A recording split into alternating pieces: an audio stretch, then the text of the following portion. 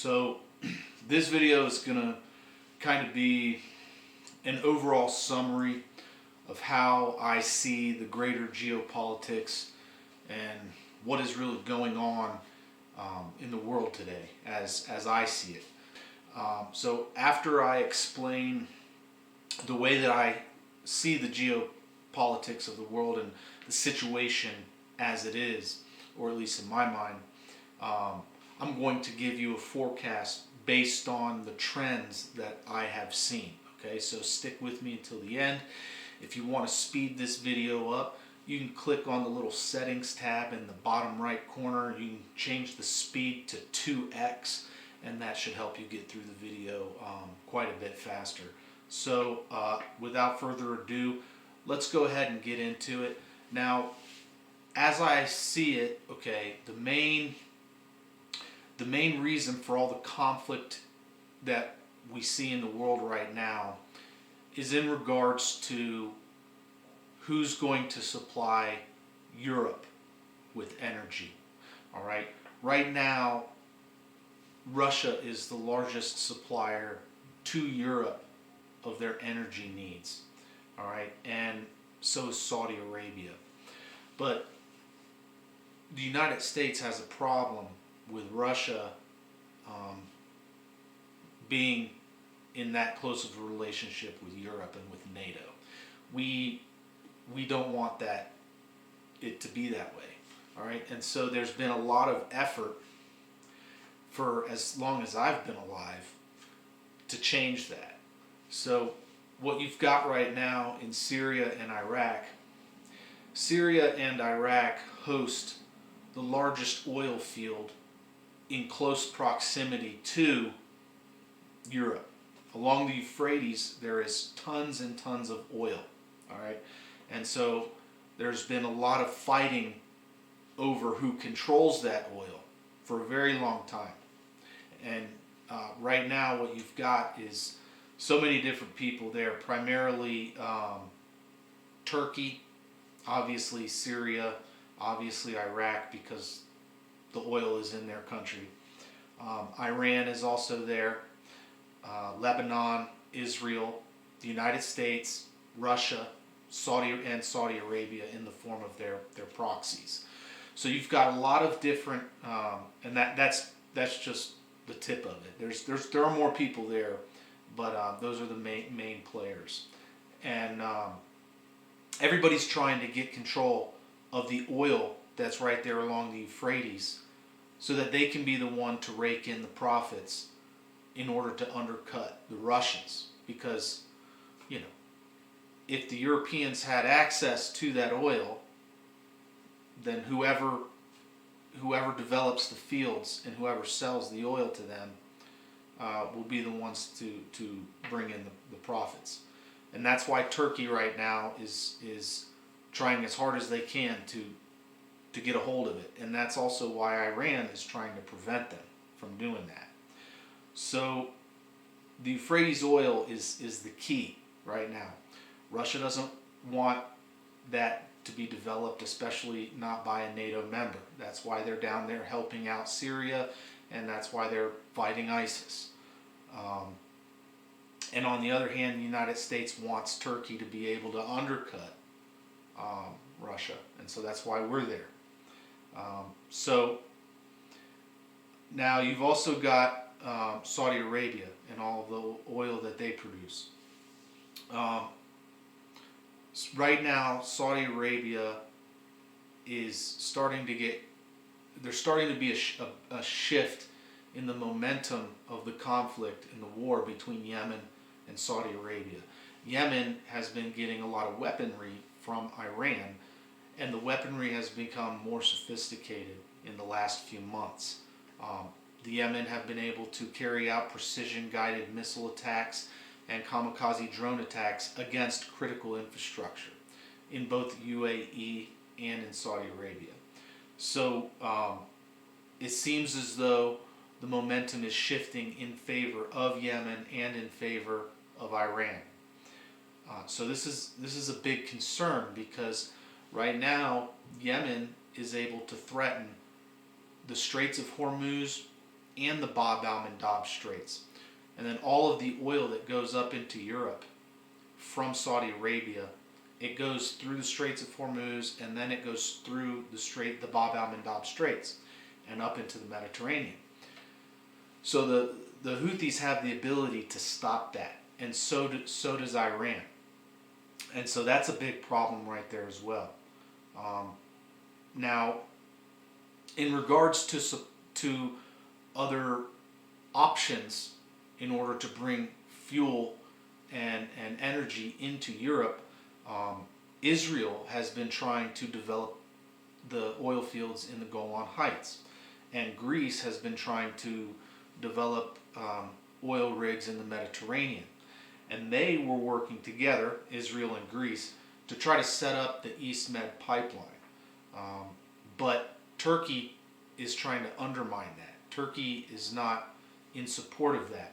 Turkey wants to develop the oil fields or the oil in the Mediterranean themselves. They don't want Greece to be involved with that.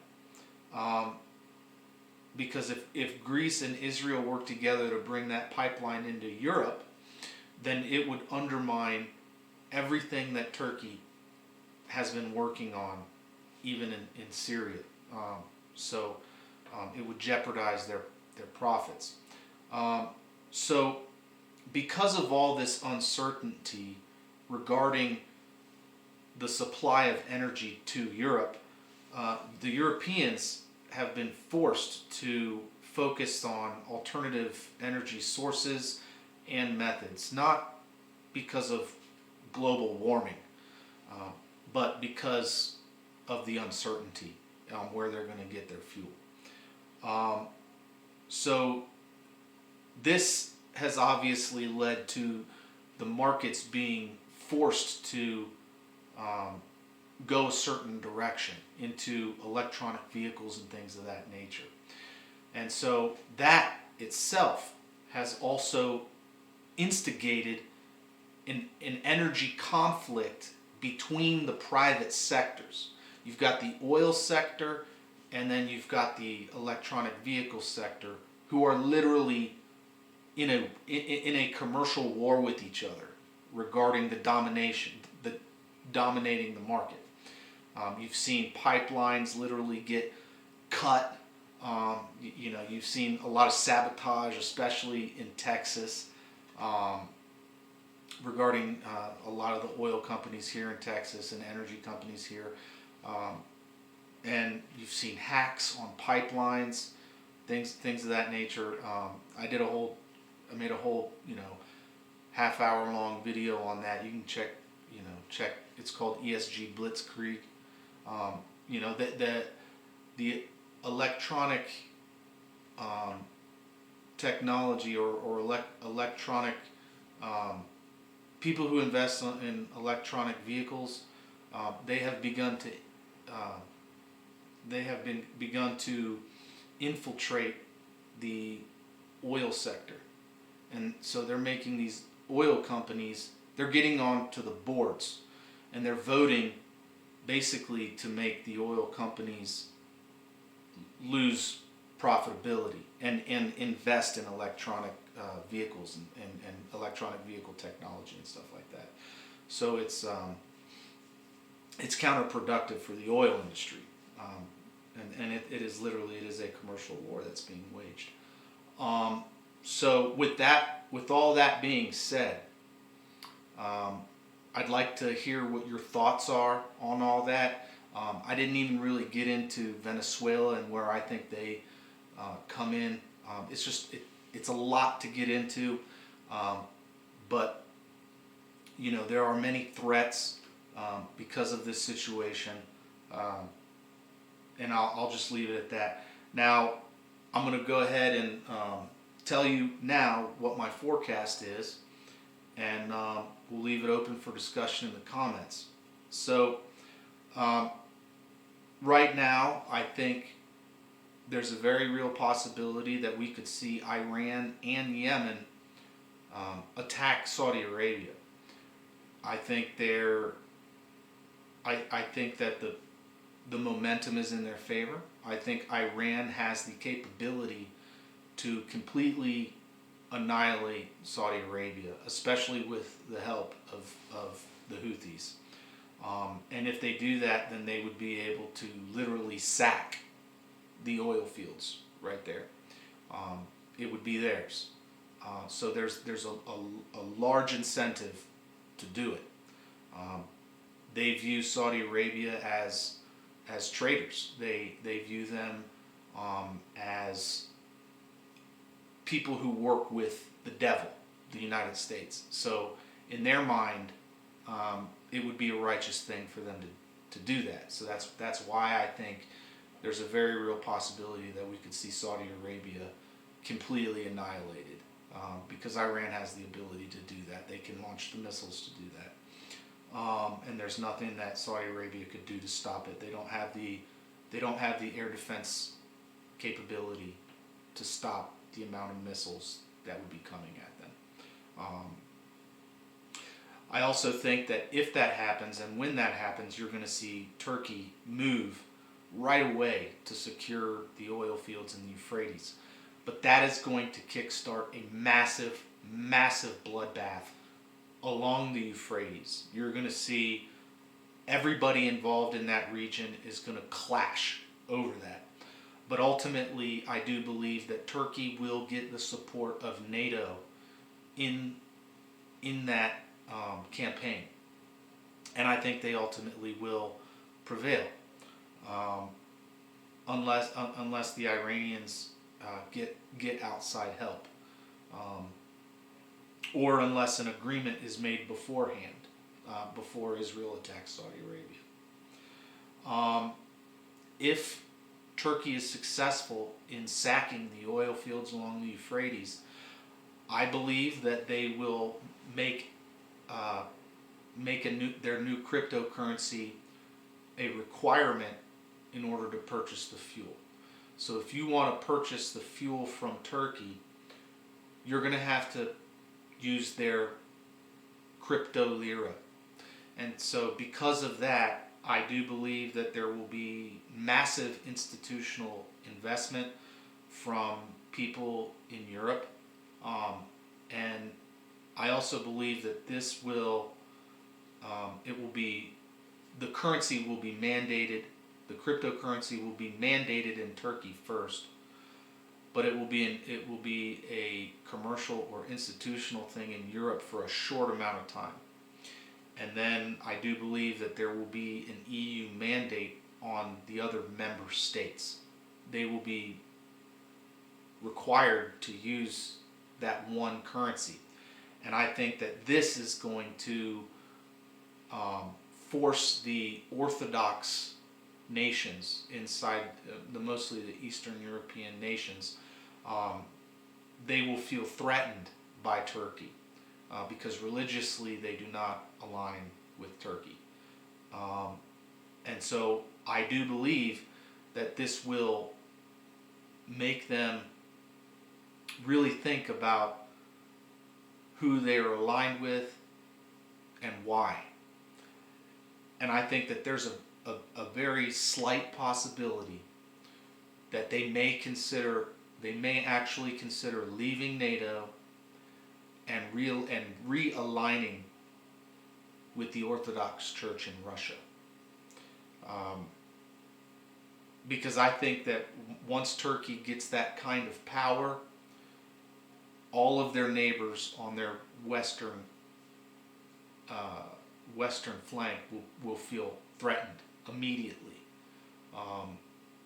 and the other NATO countries will not be concerned about that. They will tell them to get in line. They'll brush it off. They'll say, no, it's not a big deal. Just do what we say. They'll say, use the cryptocurrency, and I don't think the Eastern European countries are going to put up with that. I think there's going to be a split, and I do believe that the first one to go to Russia for aid will probably be Greece. I do believe that Greece has the highest possibility of realigning with Russia, because they already feel threatened by Turkey. And a couple years ago, they uncovered a military plan from Turkey to attack Greece. So they are threatened. They would not do well on their own, and they do need help. So if NATO is not going to help them, they need to get help from someone. And I think the only place for them to turn would be to turn to Russia. Now, I haven't really said too much about the United States, but if all of that occurs, my forecast for the United States is pretty bleak. I do believe that terrorist cells inside the United States will be activated. I believe that Russia's allies south of our border will bring man-portable air defense systems, man-pads, rocket launchers, things like that, up to our southern border and threaten all of the Border Patrol helicopters and vehicles along the border. I do believe there will be a lot of conflict in Texas over the oil fields, and that's pretty much it. I see major clashes along the border, and that's pretty much how I think it's going to occur.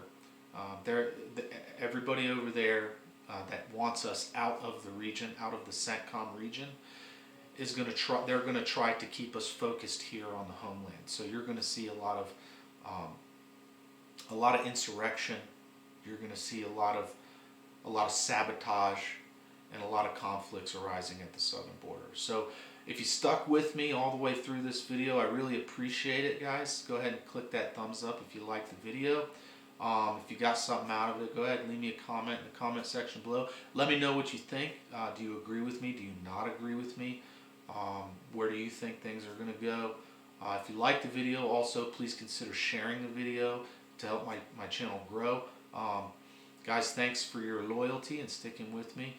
And I hope that the forecast that I just made doesn't happen, but the way I see it, I think it's pretty probable that it will happen. So, anyways, I'll leave it there. Thanks for watching. Have a good one. Almost forgot. As always, don't forget, help out your neighbors. Bye.